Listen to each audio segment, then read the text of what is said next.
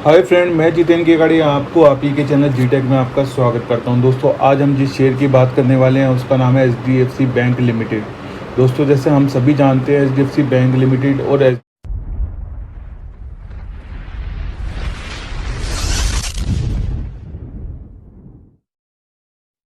में काफ़ी जो है उठापटक चल रही है और ये जो शेयर है काफ़ी ज़्यादा करेक्ट हो चुका है, चाहे वो एचडीएफसी बैंक हो या एचडीएफसी हो।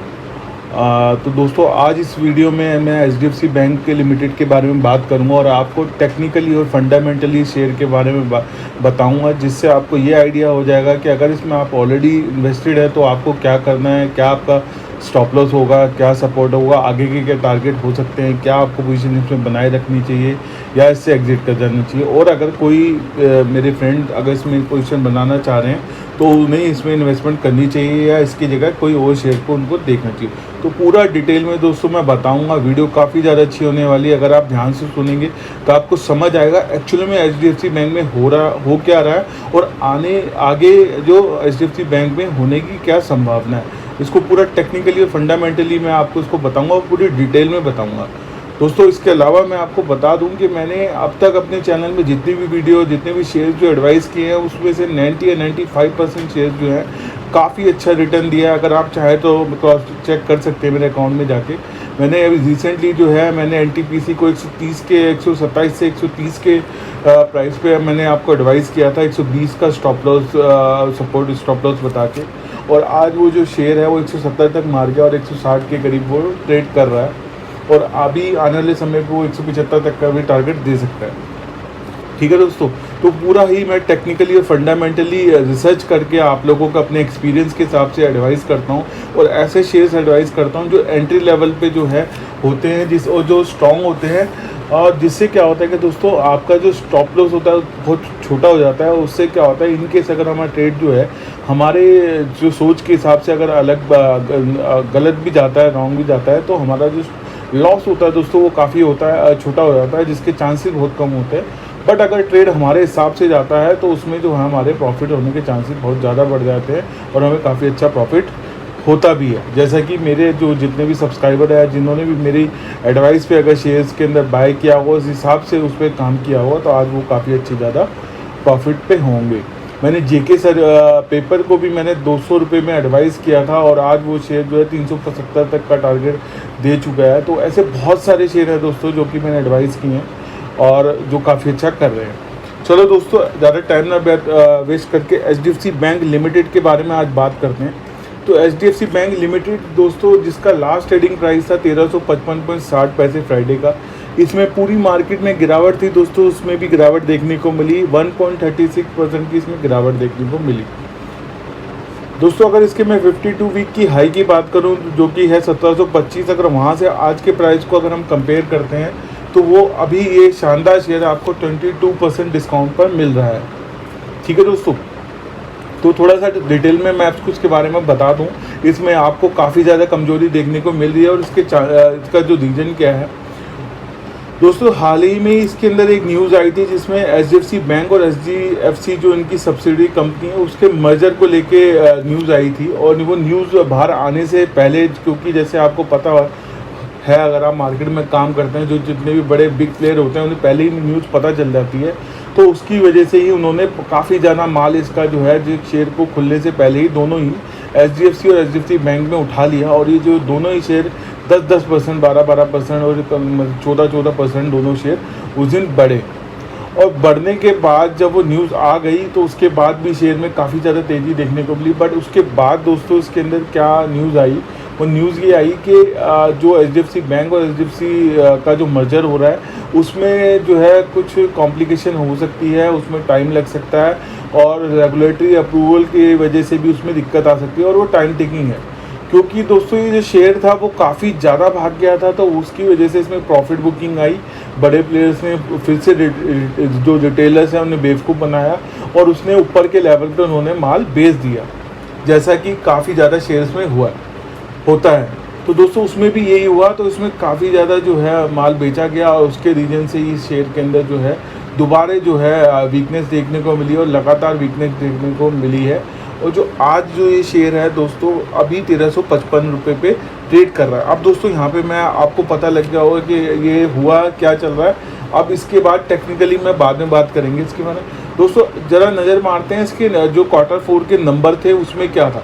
तो HDFC बैंक के जो हाल ही में जो नंबर आए हैं उसमें जंप था 23% नेट प्रॉफिट में YoY बेसिस पे, जो कि 10,055 करोड़ रुपये था। अच्छा रिजल्ट माना मैं कहूँगा, इसके अंदर बेस्ट नहीं कहूँगा पर जितना बुरा रिजल्ट नहीं था, बट क्योंकि मार्केट का सेंटीमेंट नेगेटिव चल रहा था, निफ्टी भी डाउन जा रहा है, बैंक निफ्टी में भी डाउन जा रहा है।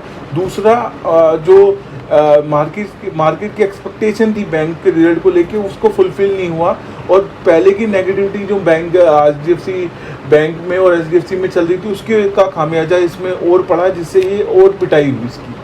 अगर नॉर्मल अगर ऊपर मार्केट जारी होती तो शायद इसमें आपको तेज़ी देखने को मिलती, बट इसके ना और पिटाई हुई। ठीक है दोस्तों, तो उल्टा हुआ इसके साथ क्योंकि सेंटीमेंट नेगेटिव था HDFC बैंक का। ठीक है, NI जो है इसका जो राइज हुआ 10%, जो कि अच्छी बात है। अब इसको दोस्तों 10,055 करोड़ रुपए का प्रॉफिट बैंक का हुआ है इस साल। अगर उसको लास्ट ईयर YoY बेसिस में अगर मैं कंपेयर करूं तो 8,187 करोड़ रुपए का प्रॉफिट था लास्ट ईयर। तो दोस्तों अगर आप देखोगे कि बैंक अपने हिसाब से ठीक कर रहा है, अच्छा कर रहा है, बहुत अच्छा नहीं कहूँगा लेकिन बुरा भी नहीं कर रहा है, बट फिर भी स्टॉक की क्या आपको लगता नहीं कि कोई बहुत ज़्यादा पिटाई हो गई है। और हमेशा ऐसा ही होता है क्योंकि जितने भी बिग प्लेयर हैं वो अच्छे शेयर्स के अंदर अपने हिसाब से जो है वो शेयर को पिक करते हैं, तो प्राइस ऊपर जाता है। जब उनको लगता है कि उन्होंने काफ़ी ज़्यादा प्राइस को ऊपर लिया है, देन वो डंप कर देते हैं। और उसके बाद जो है जो रिटेलर होते हैं जिन्होंने हाई प्राइस पे जो माल खरीदा होता है वो बेचारे वहाँ फंस जाते हैं। उनको ऐसा लगता है कि नहीं भाई शेयर ख़राब है, और वो अपना माल बेच देते हैं, जिस वजह से वो महंगा माल सस्ते में बेचते हैं और हमेशा लॉस पे होता है, और वही यहाँ पे देखने को मिल रहा है। तो ये चीज़ आपको ध्यान रखनी है। अब दोस्तों अगर मैं बात करूँ उसकी फ्राइडे की डिलीवरी परसेंटेज की, तो 55.22% डिलीवरी दोस्तों इसमें उठाई जा रही है। तो 55% डिलीवरी उठाना दोस्तों किसी भी शेयर में कोई मतलब मजाक बात नहीं है। काफ़ी अच्छी डिलीवरी परसेंटेज है HDFC बैंक में। इससे ये तो हमें समझ आता है कि कोई ना कोई तो इसके अंदर माल पीछे से उठा रहा है। अगर मंथली डिलीवरी परसेंटेज की बात करूं तो 60.93 है, लगभग 5% का डिफरेंस है, बट हो सकता है मार्केट सेंटीमेंट नेगेटिव था जो है फ्राइडे को, तो उसके वजह से इसका फ़र्क आया हो। और अगर वॉल्यूम की बात करूं तो मंथ पहले भी 1 करोड़ था, और जो लास्ट फ्राइडे वहाँ पे भी वॉल्यूम जो है 1 करोड़ था, उससे पहले 3 करोड़ तक का भी वॉल्यूम इसमें गया है। अब दोस्तों बात करते हैं इसमें जो FIAs और DIAs का क्या है। तो दोस्तों FIAs ने इसके अंदर अगर हम देखें तो उन्होंने अपनी होल्डिंग जो है वो डिक्रीज़ करी है, क्योंकि कर दी है 35.62 फ्रॉम 37.47, तो 37.47 से घटा के 35.62% FIAs ने इसमें अपनी होल्डिंग डिक्रीज़ करी है। बट मैं आपको ये भी बताना चाहूँगा कि FIAs जो है ओवरऑल मार्केट में अपना माल बेच रहे हैं, तो इससे हमें ज़्यादा घबराने की ज़रूरत नहीं लगती। तो उसका रीज़न ये भी हो सकता है कि FIAs ने यहाँ पे अपना माल हल्का करा है। ठीक है, अब दोस्तों अगर मैं DIAs की बात करूं, DIAs ने मार्च में इसके अंदर जो होल्डिंग जो है अपनी बढ़ा दी है, और वो कर दिया 24.73% फ्रॉम 23.15। तो 23.15 से बढ़ा के दोस्तों DIAs ने अपनी होल्डिंग बढ़ा दी है 24.73। तो इसका मतलब जो बिग प्लेयर है DIAs है वो नीचे के लेवल पे माल इकट्ठा कर रहे हैं, जिस बात को आपको ध्यान रखना चाहिए। ठीक है दोस्तों, अभी तक हमने ये किया। अब दोस्तों अगर मैं बात करता हूँ इसमें कोई लेटेस्ट न्यूज़ की, तो अभी रिसेंटली जो इसकी जो न्यूज़ आई है वीकेंड में वो ये आई है कि HDFC बैंक ने लास्ट 11 ईयर्स से सबसे ज़्यादा जो है डिविडेंड को अनाउंस किया है, जो कि 50% डिविडेंड है। अगर इक्विटी के हिसाब से अगर मैं पर शेयर अगर करूं तो 15.50 का जो है पर शेयर डिविडेंड आपको मिलेगा, जिसकी रिकॉर्ड डेट है दोस्तों 13 मई है। तो 13 मई से पहले आपके डीमेट में अगर आपके HDFC बैंक के शेयर होंगे तो उस हिसाब से 15.50 का जो है आपको शानदार डिविडेंड HDFC बैंक दे रहा है, जो कि लास्ट 11 ईयर के से सबसे ज़्यादा है। तो दोस्तों ये भी बहुत बड़ी बात है जो कि HDFC बैंक ने डिक्लेयर करी है। दूसरा दोस्तों, जैसे कि मैंने कहा कि HDFC बैंक और HDFC का मर्जर का अनाउंसमेंट हुई थी, तो उसके जो HDFC के जो चेयरमैन है मिस्टर कीकी मिस्त्री, उन्होंने कहा है कि इससे कोई डरने वाली बात नहीं है इन्वेस्टर को। इससे जो है दोनों का EPS बढ़ेगा ही डे 1 से, तो इससे आगे जाके उनको ऐसा लगता है कि इससे फ़ायदा ही होगा। तो ये भी बात आपको ध्यान में रखनी चाहिए। तीसरी बात दोस्तों इसमें ये है, ये भी कहने को आ रहा है कि एचडीएफसी बैंक और एचडीएफसी में जब मर्जर कंप्लीट हो जाएगी, फॉर्मेलिटीज कंप्लीट हो जाएगी, तो वो एचडीएफसी बैंक वर्ल्ड का टॉप 10 बैंक में से शामिल हो जाएगा, जिससे बैंक को आगे जाके लोन वगैरह उसकी जो कैपिटल है वो बढ़ जाएगी, जिससे उनको ग्रो करने में काफ़ी आसानी रहेगी। तो ये भी जो है एचडीएफसी बैंक को आगे जाके, अगर आपका नज़रिया लॉन्ग टर्म का है, तो ये भी पॉजिटिव पॉइंट है एचडीएफसी बैंक के लिए, जिसको आगे जाके उसको फ़ायदा होगा, बट इसमें टाइम लगेगा दोस्तों। ठीक है, एक न्यूज़ ये भी है दोस्तों कि एचडीएफसी बैंक जो है 150 जो है ब्रांच जो है यूपी में खोलने जा रहा है इस साल। तो इससे ये पता चलता है कि बैंक जो है अपने आप को एक्सपेंड कर रहा है। जितनी ज़्यादा ब्रांचेस होंगी उतना ज़्यादा बैंक का जो है प्रॉफिट होने के चांसेस होंगे, उतना ज़्यादा काम होगा। ठीक है दोस्तों, और एचडीएफसी बैंक और एचडीएफसी की जो मर्जर की न्यूज़ तो आपको मैंने बता ही दी है। ठीक है दोस्तों, अब बात करते हैं दोस्तों टेक्निकल व्यू की। तो टेक्निकल व्यू अगर दोस्तों मैं देखूं तो मैं अगर इसको क्या कहते हैं 6 नवंबर से अगर मैं देखूं तो 6 नवंबर से लेकर आज तक ये मेरे हिसाब से एक रेंज बाउंड इसके अंदर काम चल रहा है। 1355 से लेकर और क्या कहते हैं 1330 से लेकर 1700 के लेवल तक के अंदर ये शेयर जो है ऊपर नीचे रेंज में कर रहा है। जब तक इसके अंदर दोस्तों 1725 का ऊपर का लेवल ये ब्रेकआउट नहीं मिलता, जब तक इसमें बड़ी तेज़ी देखने के अंदर मतलब हमें नहीं मिलेगी, तो 1725 का इसको ब्रेकआउट देना पड़ेगा। और जो उसका नीचे का जो अभी सपोर्ट दोस्तों आ रहा है वो आ रहा है अभी 1320 के हिसाब से, बट मैं इसको थोड़ा सा नीचे करके शॉर्ट टर्म अगर आपका नज़रिया है तो 1310 के अगर आपके शॉर्ट टर्म नज़रिया है आपका, तो स्टॉप लॉस लगा के आप इसमें पोजीशन दोस्तों इस समय बना सकते हो। क्योंकि अगर ये शेयर अगर 1310 के और उसके हिसाब से अगर ये शेयर जो है यहाँ से अगर थोड़ा सा टिकने में कामयाब हो जाता है और मार्केट सपोर्ट करती है और सेंटीमेंट दोबारा जो है पॉजिटिव हो जाता है, तो ये शेयर यहीं से रिबाउंड कर जाएगा और दोस्तों आने वाले समय में काफ़ी अच्छा आपको रिटर्न दे सकता है। तो आपका अगर शॉर्ट टर्म नज़रिया है तो 1310 रुपये का आपका स्टॉप लॉस होगा, और अगर आपका लॉन्ग टर्म नज़रिया है तो 1250 रुपये के स्टॉप लॉस के साथ आप इसमें पोजीशन बना सकते हैं। क्योंकि उसके बाद जो है 1250 और फिर 1175 का जो है सपोर्ट इस शेयर में आएगा, और उसके बाद अगर ये उसको ब्रेक करता है, जो कि मुझे लगता है बिल्कुल भी नहीं है कि ये ब्रेक करेगा, तो ये उसका जो ट्रेंड है वो नेगेटिव चला जा सकता है। तो अभी आपको जो स्टॉप लॉस जो अगर लॉन्ग शॉर्ट टर्म की आपका नज़रिया है तो 1310, और अगर आपका लॉन्ग टर्म नज़रिया है तो 1250 के हिसाब से स्टॉप लॉस लगा के आप इसमें पोजीशन बना सकते हैं। मैं बिल्कुल नहीं कह रहा आप इकट्ठा इसमें माल इकट्ठे ले लीजिए, आप इसको एक्युमुलेट करो, जितना नीचे जाए आप इसको उस पे अपने जो है कैपिटल के हिसाब से इसको एक्युमुलेट करो, जिससे आपका जो बाइंग प्राइस है काफ़ी ज़्यादा मतलब नीचे आ जाए, जिससे आपका स्टॉप लॉस दोस्तों छोटा हो जाएगा। तो अगर हमारे जो ट्रेड जो हमारे अगेंस्ट भी जाएगा तो हमारा जो लॉस जो होगा वो काफ़ी कम होगा। दूसरी बात दोस्तों मैं एक और बात बता दूं, जितने भी ब्लू चिप शेयर हैं, चाहे वो एचडीएफसी बैंक हो, एक्सिस हो, आईसीआईसीआई हो, एसबीआई बैंक हो, एचयूएल हो, ये सारे जो ब्लू चिप जो शेयर हैं वो आपको रिटर्न देने के चांसेस ज़्यादा हो जाते हैं। इसमें आपकी कैपिटल जाने के जो चांसेस हैं बहुत कम होते हैं, लेकिन ये काफ़ी स्लो मूविंग होते हैं। ये ऐसा नहीं है कि ट्राइडेंट की तरह सीधे 5% भाग गया, फिर 10% भाग गया, 15% भाग गया, अगले 2 दिन में फिर 10% कम भी हो गया।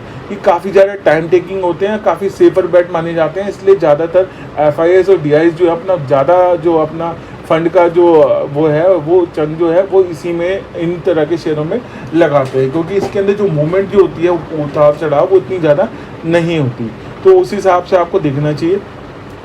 तो दोस्तों इसका जो पहला जो टारगेट निकल के आ रहा है वो 1380 है। अगर वो 1380 का इसने बेंचमार्क क्रॉस कर लिया, उसके बाद जो सेकंड टारगेट दोस्तों जो आएगा वो है 1425, थर्ड टारगेट इसका 1520 है, और उसके बाद 1650, और जब तक दोस्तों 1725 का टारगेट जो है ब्रेकआउट नहीं देता, जब तक इसके अंदर ऊपर के लेवल के जो है चांसेस मुश्किल है। बट अगर आगे जाके मर्जर हो जाता है और सब चीज़ें पॉजिटिव होती है तो आने वाले समय पे दोस्तों अगर बैंक अच्छा करता है तो 1850 से लेकर 1950 तक के टारगेट ये दे सकता है। मुझे 1850 के टारगेट दिखते हैं, बट जो बड़े बड़े दिग्गज ब्रोकिंग फर्म है उन्होंने इसके अंदर 1950 से लेकर 2000 तक के टारगेट भी दिए हैं। तो मैंने आपको बता दिया था कि 1310 रुपये का जो है इसके अंदर आपका शॉर्ट टर्म का स्टॉप लॉस है, लॉन्ग टर्म का 1250 है।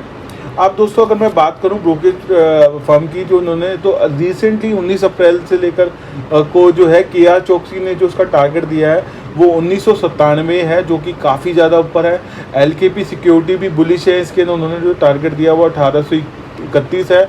अरिहंत कैपिटल ने 1865 और चॉइस इक्विटी ब्रोकिंग ने 1960, MK ग्लोबल ने 1950 और जो मेरा टारगेट है दोस्तों वो 1850 आता है। और प्रभुदास लीलाधर ने भी इसमें टारगेट दिया 2000 का दिया है। तो दोस्तों अगर आप देखो जितनी बड़ी बड़ी ब्रोकिंग फर्म है सारे इसमें जो है काफ़ी ज़्यादा बुलिश हैं। तो मुझे ऐसा लगता है क्योंकि अगर ये डबल बॉटम फॉर्मेशन यहाँ से दोबारा बनाता है तो ये जो शेयर है दोबारा आपको नियर टर्म में 1500 तक से लेकर 1520 तक का टारगेट दे देगा। और उसके बाद भी अगर चीज़ें अगर पॉजिटिव रही और ट्रेंड ओवरऑल मार्केट का अगर सेंटीमेंट अच्छा रहा तो ये आपको शेयर जो है 1650 से 1700 तक का भी करता हुआ दिखेगा। लेकिन इसके लिए आपको 6 से साल भर तक का होराइजन आपको चाहिए। और जो मैं 1520 तक का जो टारगेट कह रहा हूँ वो 3 महीने में भी आपको मिल सकता है। ठीक है दोस्तों, तो मुझे ऐसा लगता है कि मेरी इस वीडियो में मैंने काफ़ी कहा था, कुछ आपको मैंने कवर अप कर लिया है, फंडामेंटली और टेक्निकली आपको बता दिया है जो भी इसमें चल रहा था। तो दोस्तों मेरे हिसाब से इसके अंदर इस समय आपको पोजीशन बनाना बहुत अच्छा होगा, क्योंकि आपका स्टॉप लॉस दोस्तों काफ़ी छोटा है। छोटे से स्टॉप लॉस के साथ आप इसके अंदर जो है पोजीशन बना सकते हैं। अगर हमारे हिसाब से अगर ये ट्रेड अगर हो जाता है तो हमारे जो टारगेट ऊपर की काफ़ी ऊपर है। अगर इनकेस अगर ये 1310 का लेवल नीचे चला जाता है और आपका नज़रिया छोटा है तो फिर आप 1250 के तक का इसका वेट करें और वहाँ से अगर ये रिबाउंड कर सकता है तो दोबारा भी आप इसके अंदर पोजीशन बना सकते हैं। तो दोस्तों HDFC बैंक के बारे में